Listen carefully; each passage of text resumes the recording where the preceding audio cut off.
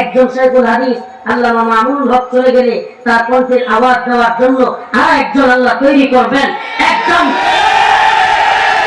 মুফতি মাহমুদ হাসান গনবী চলে গেলে আর একজন আল্লাহ তৈরি করবেন। এভাবে একজন হারুন ইজার না থাকলে আর একজন তৈরি হবে।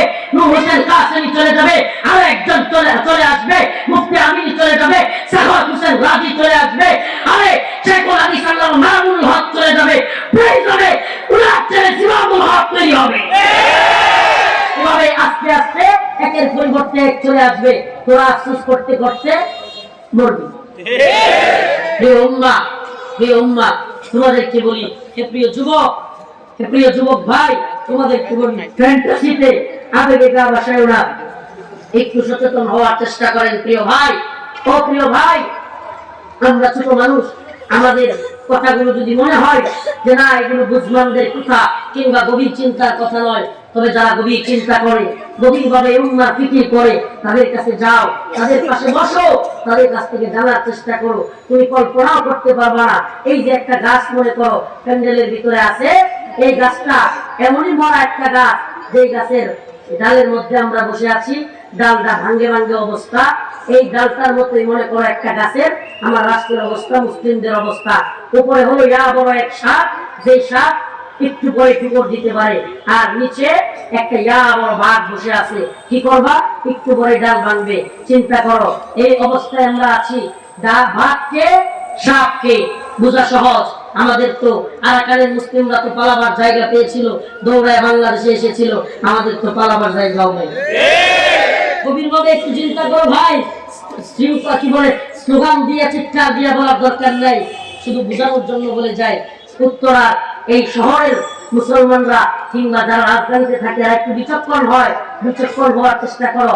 এই ভূখণ্ডের মুসলিমদের দৌড়ে যাওয়ারও জায়গা নাই। প্রিয় হাজিরিন, যেগুলো আমার ভাই বলে গিয়েছেন, যে সমস্ত তথাকথিত রাজনৈতিক দল এবং নেতারা শুধু এই দল আর ওই দল না, ক্ষমতাসীনার বিরোধী দল না, সবগুলোর অবস্থা হলো এই, এরা রাজনীতি করে পেট এবং পকেট এবং ক্ষমতার দাম দেয়। এদের কোনো সমস্যা নাই। দেশ কোন দিকে গেল, দেশ কার দখলে গেল, দেশ কে খাইলো, কে বুক করলো, দেশ কার কথাই চললো, এদের মাথা ব্যথাও নাই। এরা খালি চিন্তা করে আমার পকেট ঠিক আছে কিনা, আমার পেট ঠিক আছে কিনা। এদিন নিয়ে প্রেশানি করে লাভ নাই। এরা আজকে এদেশে মুসলিমদের উপর নিপীড়ন শুরু হোক, এই গাদ্দার গুলো, এই দালাল গুলো যারা নিপীড়ন করবে, এদের পক্ষ নিয়ে মুসলিমদের বিরুদ্ধে চলে যাবে। এটা বাস্তবতা। এই জন্য বলে যাই, প্রিয় উম্মাহ, প্রিয় যুবক ভাইরা, কতদিন আমরা বলতে পারবো, তোমাদেরকে সজাগ করতে পারবো জানি না।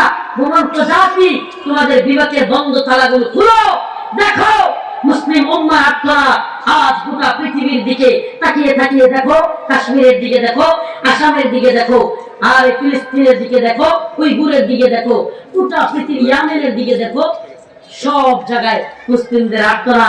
কোরআনের সে আয়াত, ওয়া লাকুম লা তুকাতিলুনা ফি সাবিলিল্লাহ ওয়াল মুস্তাদআফিনা মিনার রিজাল ওয়ান নিসা ওয়াল বিলদান আল্লাযীনা ইয়াকুলুনা রাব্বানা আখরিজনা মিন হাযিহিল ক্বরিয়াতিল যালিমি আহলুহা।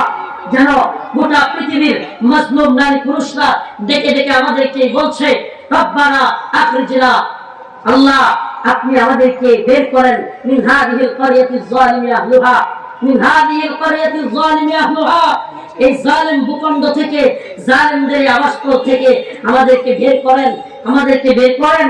ওয়াজআল লানা মিন লাদুনকা ওয়ালিয়্যা, আমাদের জন্য অভিভাবক পাঠান। ওয়াজআল লানা মিন লাদুনকা নাসীরা, আমাদের জন্য সাহায্যকারী পাঠান। অথচ সাহায্যকারী কে হবে? বাবরি মসজিদের সাহায্যকারী হওয়ার জন্য আজ সুলতান মাহমুদ গজনবীর অভাব, মুহাম্মদ বিন কাসিমের অভাব, তিতুমিরের বড় অভাব। আজ দালাল চাটুকার বড়ে গেছে, কিন্তু তিতুমির নাই, সুলতান মাহমুদ গজনবী নাই, মুহাম্মদ বিন কাসিম নাই, চাটুকারের অভাব নাই, কিন্তু মুহাম্মদ বিন কাসিমদের বড় অভাব। এই উম্মাহ মুহাম্মদ বিন কাসিমদের চেতনার কথা বলে, সালাউদ্দিন আইয়ুবীর চেতনার কথা বলে, আবার সিলভারের দিকে নিয়ে গিয়া এই জিহাদ, এই দাওয়াত দিয়া দিন বিজয়ের স্বপ্ন দেখো না। দিন বিজয়ের স্বপ্ন তো দেখো, তবে কোরআন এবং সুন্নাহর পথ এবং মতের মধ্যে আসো। কোরআন সুন্নাহর পথ, দাওয়াত এবং জিহাদের পথ হলো এই উম্মাহর পথ, এই উম্মাহর কল্যাণের পথ। এই উম্মাহ সেদিন কল্যাণ পাবে, এই উম্মাহ সেদিন লাঞ্ছিত জীবন যাপন থেকে মুক্তি পাবে, যেদিন এই উম্মাহ ইন্নাল্লাহা আশতারা মিনাল المؤمنين إن الله اشترى من المؤمنين أنفسهم وأموالهم بأن لهم الجنة এই উম্মাহ যেদিন তার ব্যবসা কথা মনে করবে, যেদিন তার মনে পড়ে যাবে তার রব করেছিল আলাস্তু বিরব্বিকুম, আমি কি তোমাদের প্রভু নই? তারা বলেছিল ক্বালু বালা, হ্যাঁ হ্যাঁ অবশ্যই আপনি আমাদের রব। আর রবের সাথে বান্দার মালিকের সাথে দাসের একটা চুক্তি, একটা ব্যবসা হয়ে আছে। রব জানে, কিন্তু দাস তার প্রভুর কথা, তার প্রভুর সাথে ব্যবসার কথা বলে গেছে। কি সেই ব্যবসা? আমার আল্লাহর সাথে আপনার আমার একটা ব্যবসা হয়ে আছে।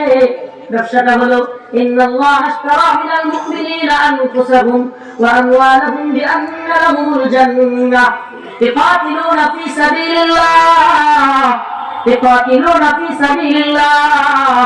আল্লাহ বলেন ইন্নাল্লাহ আশতারা মিনাল মুমিনিনা আনফুসাহুম ওয়া আমওয়ালাহুম। আরে আল্লাহ পাক হলেন ক্রেতা, আমরা হলাম বিক্রেতা। ক্রয় বিক্রয়ের একটা লেনদেন চলছে। কে কিনবে? কিনবে কে? আল্লাহ। বলেন না, কিনবে কে? মানিল্লাহ ইশতারা, ক্রয় করবে কে?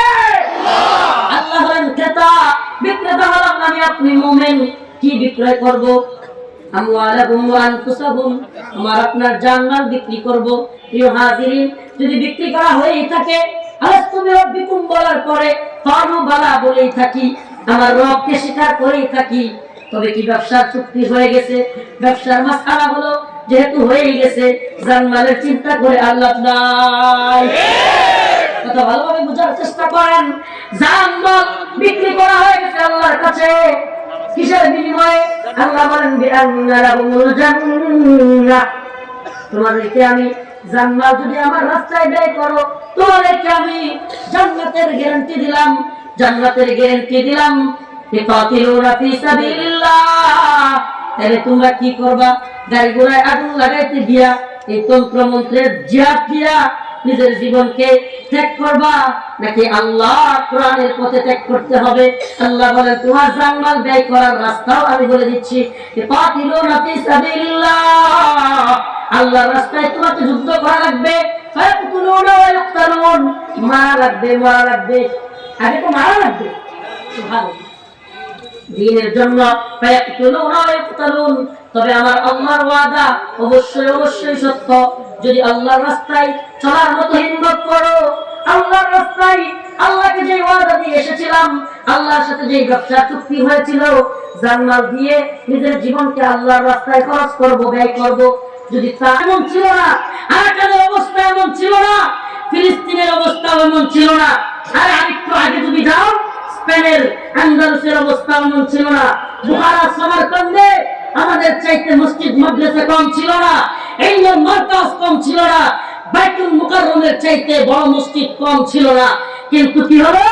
আজ বুখারা সামারকান্দের দিকে তাকাও, আজ সেই আন্দালুস স্পেনের দিকে তাকাও, আজ যে শহরগুলোকে তোমরা Atletico Madrid, Real Madrid, Barcelona হিসেবে ফুটবল খেলার কারণে ছিল, তোমরা কি জানো? আমাদের আকাবির ইউসুফ বিন তাশরিফ, আমাদের আকাবির আব্দুল্লাহ বিন ইয়াসিন অবখণ্ডগুলো স্বাধীন করেছিলেন, ইসলামের জন্য দখল করেছিলেন। শুধু তাই নয়, সেই স্পেনের আন্দালুসের কার্ডোয়া জামে মসজিদ থেকে আল্লাহু আকবারের ধ্বনি উচ্চারিত হতো। আজ সেগুলো কোথায়? সেগুলো আজ কাদের দখলে? চায় দেখো আজ কাশ্মীর কাদের দখলে, চায় দেখো ফিলিস্তিনের অবস্থা কি, চায় দেখো না উইগুরের অবস্থা কি, আরাকানের অবস্থা কি। আরে আরাকানে কিছুদিন আগেও মার্কাজ কম ছিল না, পীরদের ভণ্ডামি আর ভাওতাবাজি কম ছিল না, পীরদের খানকাগুলোতেও মুরিদের অবস্থার কমতি ছিল না। কিন্তু এই খানকার পিরানি দিয়া আরাকানের অস্তিত্ব রক্ষা করা সম্ভব হয় নাই। ও আমার মুসলমান প্রিয় হাজিরিন, ভাই যে কথা বললেন ফ্যান্টাসি দিয়া এখানে হাজার যুবক স্লোগান দিয়া দাঁড়ায় যাওয়া খুব সহজ, কিন্তু মনে রাখবা বাস্তবিক পক্ষে সচেতন হওয়া এবং প্রাণওয়ারি কাজ করে যাওয়ার মতো যুবকদের বড় অভাব। প্রিয় উম্মাহ, ও আমার জাতি, ও আমার জাতি, আন্তর্জাতিক বিশ্ব ষড়যন্ত্র সব বিষয়ে মতানৈক্য থাকলেও, রাশিয়ার সাথে চীনের কি বলে আমেরিকার মতানৈক্য থাকলেও, চীনের সাথে আমেরিকার মতানৈক্য থাকলেও, কিংবা বিভিন্ন ধরনের দলাদলি থাকলেও এদের একটা বিষয়ে একমত, তা হলো মুসলিমদের সর্বনাশ। কারণ কি? কারণ কি? কারণ বর্তমান পৃথিবীতে ইসলাম ছাড়া কোনো ধর্ম নেই। আপনি আমার কথাটা কি জেনে দিতে পারেন? বর্তমান পৃথিবীতে ওরা আর কোনো ধর্মে আসলে বিশ্বাস করেন। কেউ দাবি করে কেউ খ্রিস্টান, কেউ দাবি করে কেউ ইহুদি, কেউ দাবি করে হিন্দু, কিন্তু বাস্তবে ইসলাম ছাড়া সবগুলো হলো ধর্মগুলো। এদের অবস্থা হলো আর যাই কিছু করো, পুরো পৃথিবীর এই ভূতবাদী সিস্টেমের পুঁজিবাদী বিশ্ব ব্যবস্থার একমাত্র বাধা, একমাত্র অন্তরায় হলো ইসলাম। তাহলে কি করতে হবে? আর সব বিষয়ে আমাদের মতানৈক্য থাকলেও এই মতে যে ইসলাম এবং মুসলিমদের মুজাহিদদের অগ্রযাত্রাকে থামায় দিতে হবে। কেন? কারণ ইসলাম এবং মুসলমানেরা যেভাবে আগাইতেছে এভাবে যদি চলতে থাকে তাহলে পুরো পৃথিবীতে আর কোন ভূতবাদী আর কোন পুঁজিবাদী ব্যবস্থা চলবে না। পুঁজিবাদী ব্যবস্থা আপনাকে স্বাধীনতা শিখাবে, আমাকে স্বাধীনতা শিখাবে, আপনাকে আমাকে কিভাবে স্বাধীনতা শিখাবে? মনে করেন কর্পোরেট বিশ্বের এক ব্যবসায়ী, এদের মাথায় চিন্তা আসলো, আচ্ছা দেখা যাচ্ছে পুরো পৃথিবীতে 750 কোটির মতো মুসলমান, কি বলে মানুষ, এখন 300 কোটি মানুষ পুরুষ, মনে করেন 350 কোটি মানুষ অন্যান্য ধর্মাবলম্বী, কিংবা 150 কোটি মানুষ মুসলমান, আর সব হলো অন্য ধর্মাবলম্বী। প্রিয় হাজিরিন, কথাগুলো একটু ভালোভাবে বোঝার চেষ্টা করুন। 750 কোটি মানুষ এখন কর্পোরেট দুনিয়ার সিগারেট ব্যবসায়ী, সিগারেটের ব্র্যান্ডের সিগারেট, এখন সে চিন্তা করলো যে এই সিগারেট তো বিক্রি করা লাগবে, তো পুরুষের সংখ্যা তো কম, মহিলাদের সংখ্যা বেশি, এই বিশাল একটা শ্রেণী সিগারেট খায় না, শুধু 350 বা 400 কোটি মহিলারাও সিগারেট খাইতো, আমার ব্যবসা তো সুন্দর হইতো। একটু ভালোভাবে বুঝবেন। তো এরা কি করলো? মনে করেন আমেরিকার ওয়াশিংটন ডিসিতে কিংবা আমেরিকার বিভিন্ন শহরে, ব্রিটেনের লন্ডনে কিংবা বিভিন্ন শহরে এরা 100 নর্তকী ভাড়া করলো। 100 নর্তকী ভাড়া করে এবার হাফ প্যান্ট পরানো এদেরকে, আর এদের পরনে এই পর্যন্ত নাভিউদাম আর হাফ প্যান্ট পরা জামা কাপড়। এবার এরা বের হয়ে গেল, একটা একটা সিগারেট হাতে ধরায়া একটা একটা সুপচান মারে আর স্লোগান দেয়, নারী স্বাধীনতা জিন্দাবাদ।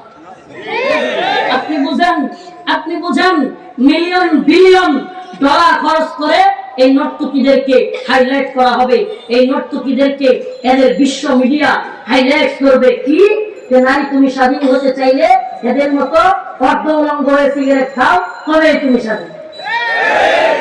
বাস বাস, আমাদের দেশের ভাই যেটা বলছেন, আমাদের দেশের গরিব সেকুলার তখন মাইয়া, গরিব সেকুলার টিএসসি কিংবা ঢাকা বিশ্ববিদ্যালয়ের কোন চিপাই গিয়া সিগারেট নিয়ে হাফ প্যান্ট করে বলবে জয়, কি বলে যে বলবে সিগারেট একটা মুখে দিয়া, তো ঠিক আছে নারী স্বাধীনতা জিন্দাবাদ। কথা ভালোভাবে বুঝবেন। এই যে স্বাধীনতার স্লোগান, এটা শিখাইয়া দিল কে? কর্পোরেট দুনিয়া, ব্যবসায়ী দুনিয়া। আপনি অবাক হয়ে যাবেন প্রিয় ভাই, জানি আপনারা জানেন, আমি তো কম জানেওয়ালা, এখানে তো সবাই বুঝমান, কিন্তু তবুও আপনাদের স্মরণ করে দিতে চাই, এরা এরা এমন এমন মিডিয়ার মাধ্যমে এরা সেলিব্রিটি তৈরি করবে, আপনি অবাক হয়ে যাবেন। একটা মেয়েকে সুন্দরী দেখা ধরে নিয়ে আসবে, বিভিন্ন মাল্টিমিডিয়া, জাজ, শাপলা, তমুক মিডিয়া কিংবা হলিউড, বলিউড, এরা দেখবেন ইচ্ছা করে একটা মেয়েকে সুপারস্টার বানায় দিছে, একটা ছেলেকে সুপারস্টার বানায় দিছে। আপনি তো মনে করবেন, হাই এত অল্প দিনে আরে কি না জানে কত বড় সেলিব্রিটি হয়ে গেল। আপনি জানেনই না এদের পিছনে মিলিয়ন বিলিয়ন ডলার খরচ করা হচ্ছে। খরচ করে দিন শেষে তারা যেটা চায়, তাদের যে মতাদর্শ প্রচার করতে চায়, ওই সেলিব্রিটির কিছু গতিত ফ্যান ফলোয়ার ভাই করবে, আর ওই সেলিব্রিটির দিয়া আস্তে আস্তে সমকামী এজেন্ডা, ট্রান্সজেন্ডার এজেন্ডা কিংবা নারী স্বাধীনতার নামে বেহায়াপনার প্রচার প্রসার ঘটায়। ভালোভাবে বুঝবেন প্ল্যানটা কি। প্ল্যানটা কি? প্রয়োজনে কিন্তু বাংলাদেশেও থাকতে পারে, প্রয়োজনে তাহলে ওই যে আমি বলছি 100 নোট কি কই আমেরিকা ব্রিটেনে না, প্রয়োজনে 2-4টা ভাড়া বাংলাদেশেও করতে পারে, অস্বাভাবিক না। এটা করে তারা কি করবে? বিভিন্ন মিডিয়াগুলো, এই যে ভাই যেটা বললেন মেইন স্ট্রিম মিডিয়া দাবিদার, যদিও এদেরকে মানুষ দেখেও না শুনেও না। এরা এখন করে কি, বিভিন্ন ছোট্ট ছোট্ট টপিক নিয়ে ছোট্ট ছোট্ট ভিডিও বানায় কন্টেন্ট ছাড়ে। এখন নর্মাল কন্টেন্ট ক্রিয়েটরদের সাথে পাল্লা দিয়ে যেহেতু পারে না, তাহলে কি করবে, গল্প কিছু সাজা। এখন মিডিয়ার মাধ্যমে বিভিন্ন পুলিশ কিংবা বিভিন্ন ঘটনাগুলোরে গ্রেফতার করছে, ওটা অভিনয় করে সাজায়া করে মিডিয়ায় ছাড়ে। আর আমি মনে বুঝাইতে পারতেছি, মানে মিডিয়ার মাধ্যমে গল্পটা আগে মনে করেন একজনের গ্রেফতার করছে, এখন গ্রেফতার করার গল্পটাকে অভিনয় করবে, অভিনয় করে সেটা মিডিয়ার মাধ্যমে ছাড়বে, চাইয়া সেটাকে মানুষের সামনে খাওয়ানোর চেষ্টা করবে। প্রিয় হাজিরিন, এই নীল নকশা খুবই গভীরে, এই নীল নকশা খুবই গভীরে। আমি আপনি বুঝি নাই ট্রান্সজেন্ডার মতবাদ আজ হঠাৎ করে কেন আলোচনায় চলে আসলো, আজ কেন বাংলাদেশে আমার প্রাণের বাবরি মসজিদ নিয়ে আলোচনা নাই, বুঝি না। তাহলে কি শেখ হাদিস রহমাতুল্লাহ আলাইহি ভুল করেছিলেন? বাবরি মসজিদ যখন ভেঙে দেওয়া হয় তখন ওনারা লং মার্চ করেছিলেন, আজ আমাদের কথাই নেই। আজ বাবরি মসজিদের এই উদ্বোধন আমাদেরকে দেখতে হয়, জোর করে দেখানো হয়। আমাদের বাবরি মসজিদ ভেঙে রাম মন্দির বানায়, কলিজা ফেটে যায়, কলিজা ফেটে যায়। তবে হিন্দুত্ববাদী শক্তিদেরকে বলি, শুনে রাখো, তোমরা ভয় দেখায়া আমাদের কলিজার আত্মনাদ থামায় দিতে পারবা না। তোমরা কি মনে করো ভয় দেখালেই আমরা আমাদের আত্মনাদ লুকাতে পারবো? আরে না, আমাদের কলিজা ফেটে ওই কথায় বের হবে যেটা আমার আল্লাহ বলেছেন, আন্নাল মাসাজিদ লিল্লাহ, আন্নাল মাসাজিদ লিল্লাহ, আন্নাল মাসাজিদ লিল্লাহ। এই মসজিদ সমূহ আল্লাহ যারা ভেঙে দিবে এদের হাত আমরাও গজওয়াতুল হিন্দের মাধ্যমে ভেঙে চুরমার করে দিয়ে আবার বাবরি মসজিদ প্রতিষ্ঠিত করবো ইনশাআল্লাহ।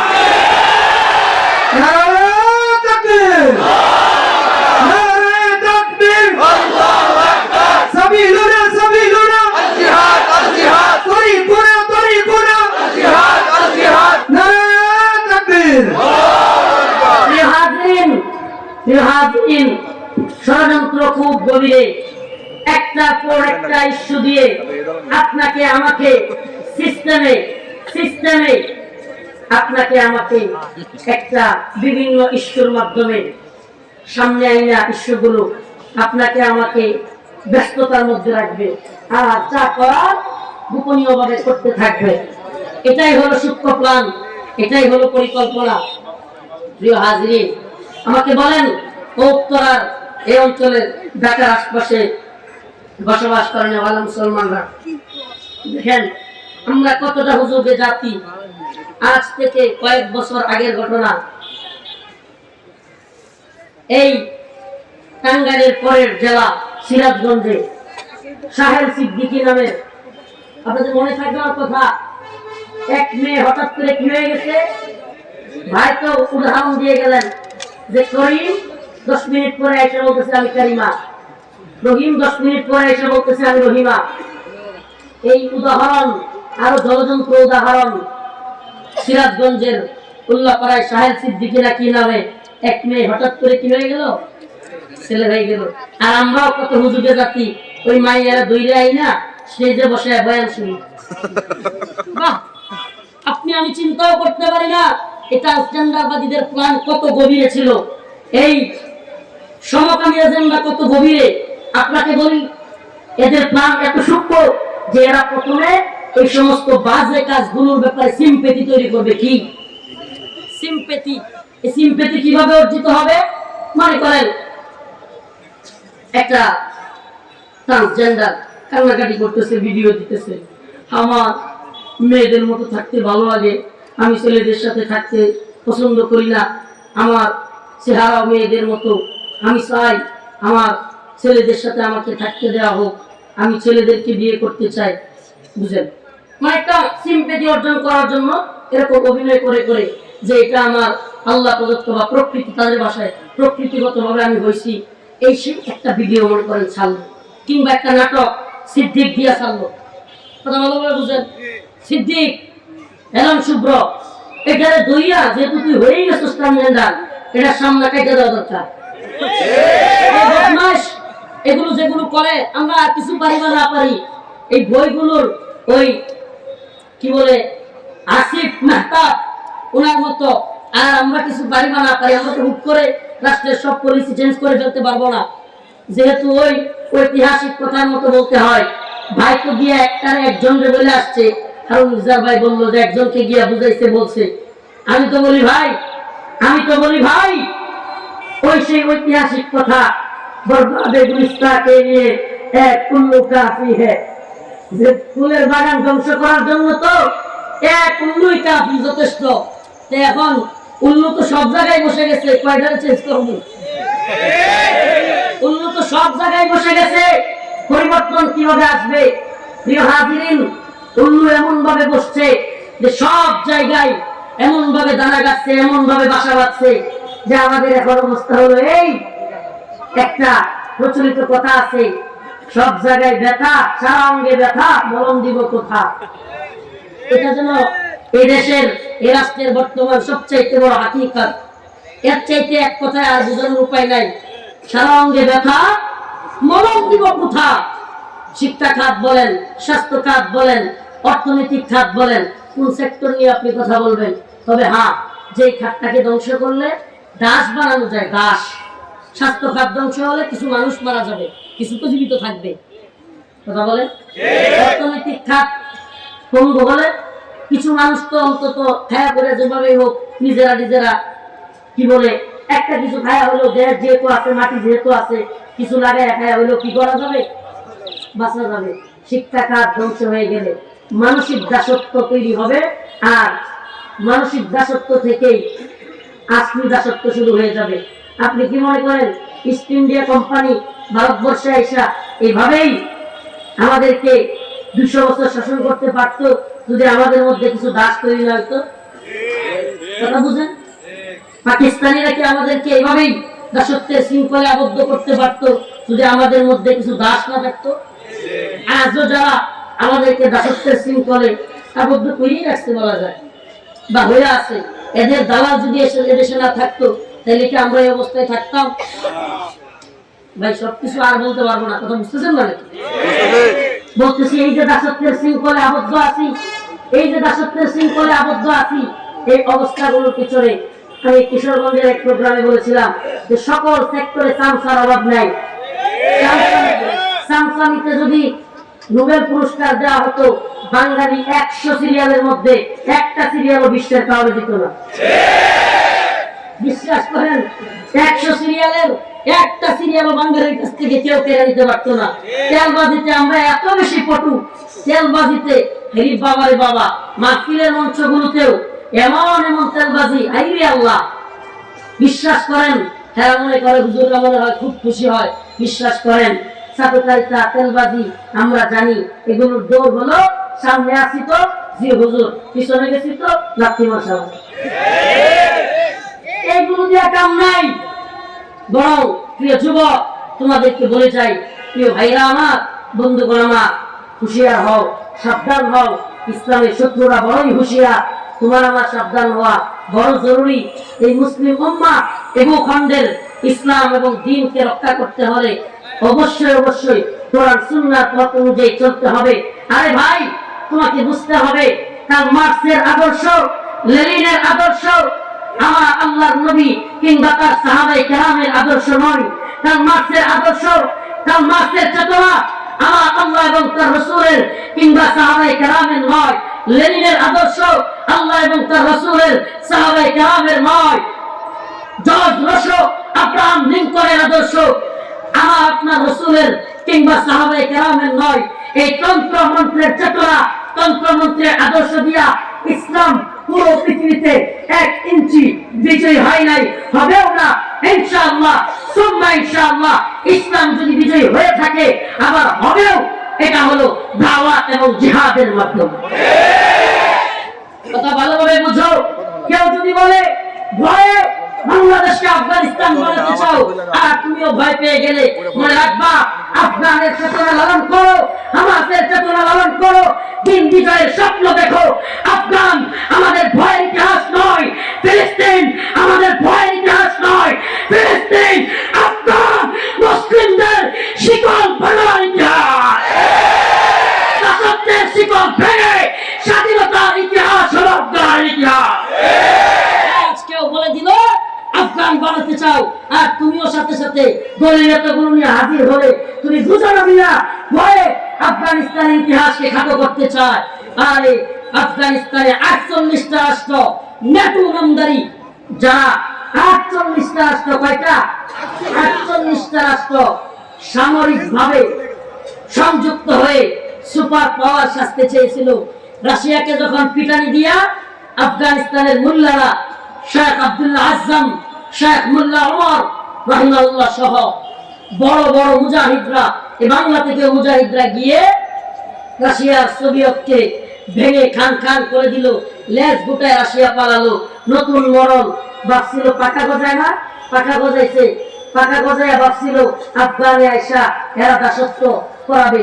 এরা জানে না ইংরেজরা 200 বছর এই উপমহাদেশ, এই অঞ্চল শাসন করেছে ঠিক, কিন্তু আফগান জাতি, আফগানের পালোয়ানদেরকে এরা দাসত্বের শিকলে বাঁধতে পারে না।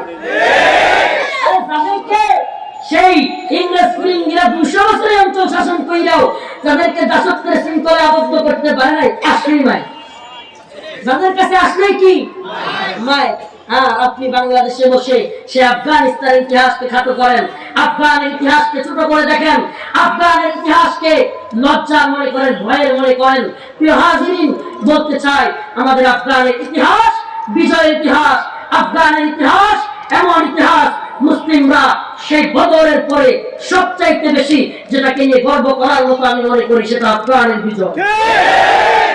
আফগান এমন এক জাতি, আফগান এমন এক মারা তাদের সন্তানদেরকে জন্ম দিয়েছে যে সন্তানেরা তুমি আমি বাঁচতে পছন্দ করো, এরা আল্লাহর জন্য, দ্বীনের জন্য শহীদ হতে পছন্দ করে।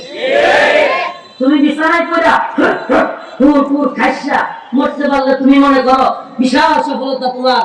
তুমি মনে করো পা টিপার মুরিদ একজন, কিংবা তোমার ভক্ত একজন, মাথা টিপার একজন, হাত টিপার একজন, পা নাইনা দেওয়ার একজন, নেওয়ার একজন, লন্ডি করে দেওয়ার একজন, তুমি ভাবছো তুমি বিশাল সফল। মনে রাখবা তাগত সালেমরা দিনের তারক বাহকদেরকে কখনোই সুখে থাকতে দেয় নাই।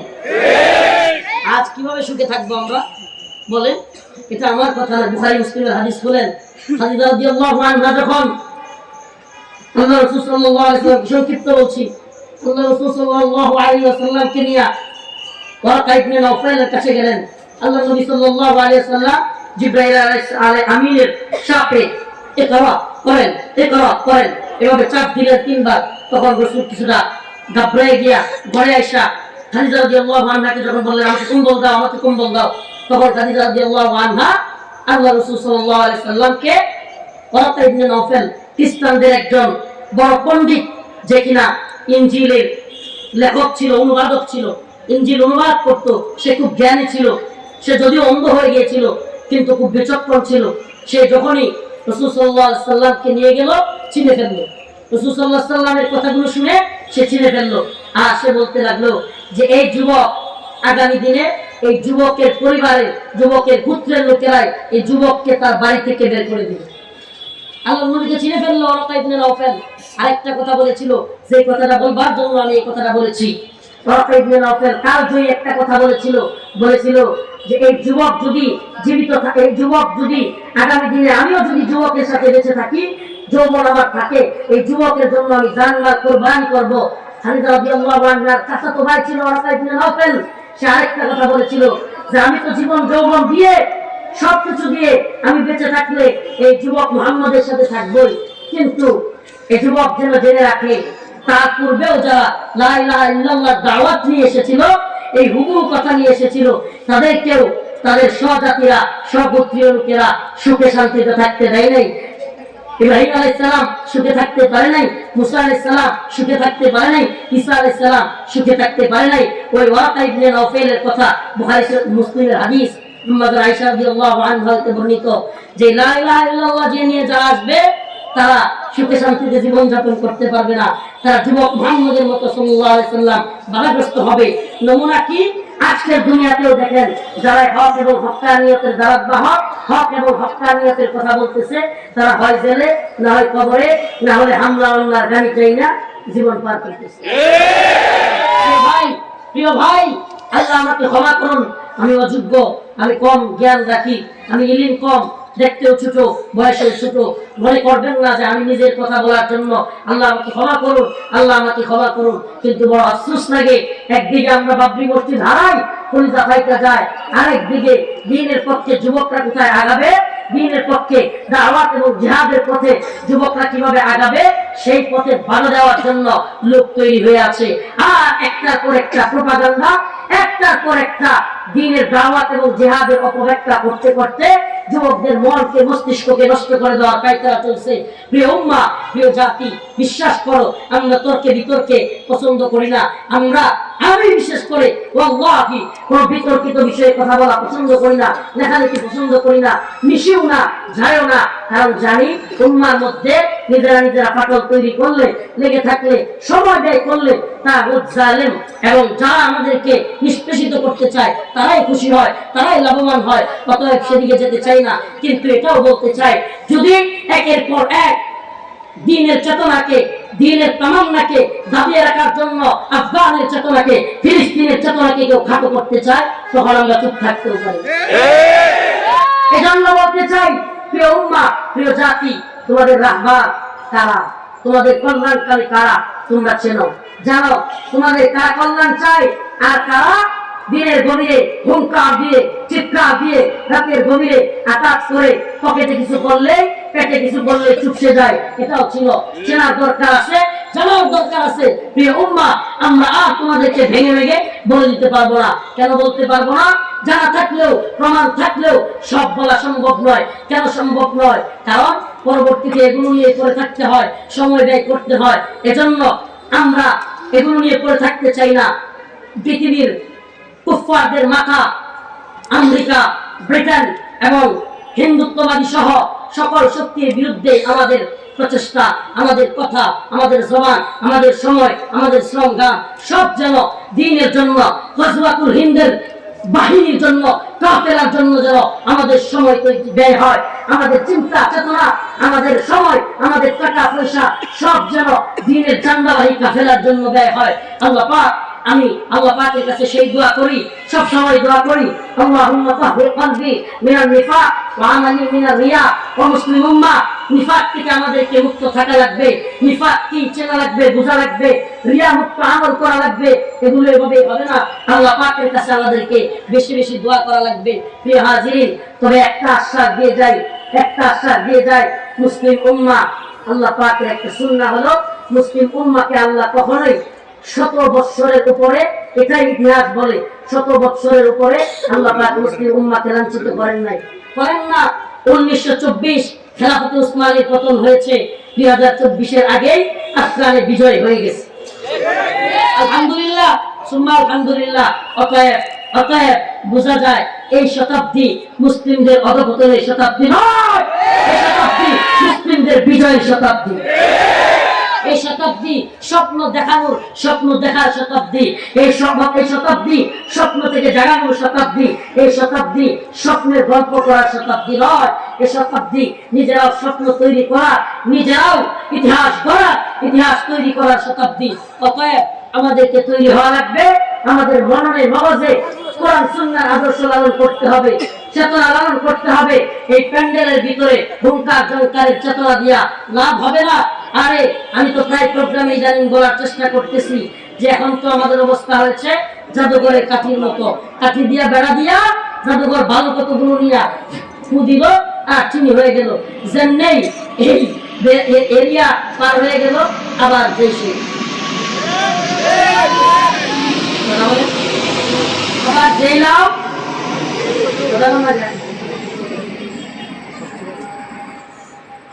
এই জাদুঘরের কাঠি সেটা পার হয়ে গেলেই একটু আগে যে বালুতে পু দিয়া চিনি হয়ে গেছিল ওটা আবার কি হয়ে যায়, আবার বালু। তো আপনারাও যদি এমনই হন, শুনেন, তাইলে এই হাজার হাজার জনতা ওদের একটু মাথা ব্যথার কারণ না, বরং তারা খুশি হবে কি জানেন, যে পাবলিক রাজনীতি, অর্থনীতি সব বাদ দিয়া মোল্লাঘর মাহফিলে যায়, মোল্লাঘর পকেট ঠিক হইতেছে আর পাবলিকেরও কিছু কি বলে বিনোদন পাইতেছে। বড় কষ্টের কথা, বলবো কল কি। হ্যাঁ, যদি এভাবে চলতে থাকে, যে চেতনা, এই জজবা, এই প্যান্ডেলের হাজার হাজার লক্ষ লক্ষ শ্রোতা হওয়া, আর এই চেতনা দিয়া কোনো ফায়দা হচ্ছে না। যদি এমনই দেখা যায় যে ঠিক আছে পাবলিকও হচ্ছে আর হুজুরদের পকেটে সবকিছুই ঠিক আছে, আর এদিকে পাবলিক রাজনীতি সচেতন না, অর্থনীতি সচেতন না, আন্তর্জাতিক কুফফার বিশ্ব কি করতেছে সেই ব্যাপারে গাফেল, সবকিছু বাদ দিয়া মাহফিলে পড়ে আছে, তবে কিন্তু সমস্যাও আছে। প্রিয় হাজিরিন, আমরা আপনাদেরকে সজাগ করতে পারি, সজাগ করার দায়িত্ব আপনাদের। ঘুমন্ত জাতিকে জাগানোর দায়িত্ব না হয় আমরা নিলাম, দিন শেষে এই জাগানোর কারণে ডাক দিলাম কেন, জাগাইলাম কেন, এই জন্যই তো আমাদের উপরে জুলুম হয় নাকি বল? ভিন্ন কোনো কারণ আছে? বড় মোল্লা আদার ব্যাপারে বেড়ে জাহাজের খবর লস বেড়ে 4 দিন মানে বয়স এমনই, তুই এত বড় বড় কথা কস, কারণ কি? কারণ তুই এত বুঝোস কে? মানে যত চুপ থাকবো, যত সাইডে থাকবো, হাইট থাকবো, তত খুশি। আমার জানতে মনে চায় আমরা আদার ব্যাপারে পুরো জাহাজের মালিক, এই জাহাজের মালিক করে বানাইছি কিনা? জাহাজের মালিক বানাইলো কিনা? আর আদার ব্যাপারে তো জাহাজের দরকার হবে। এই উদাহরণ তো সঠিক না, আদার ব্যাপারে তো জাহাজ লাগতেই পারে। পুরোপুরা বাউলিরা ভাই যেমন বলছে তরল মিসকিন গরিব সেকুলার, তোদের ভয়ে এদেশের মুসলিমরা ভীত না, এদেশের মুসলিমরা জানে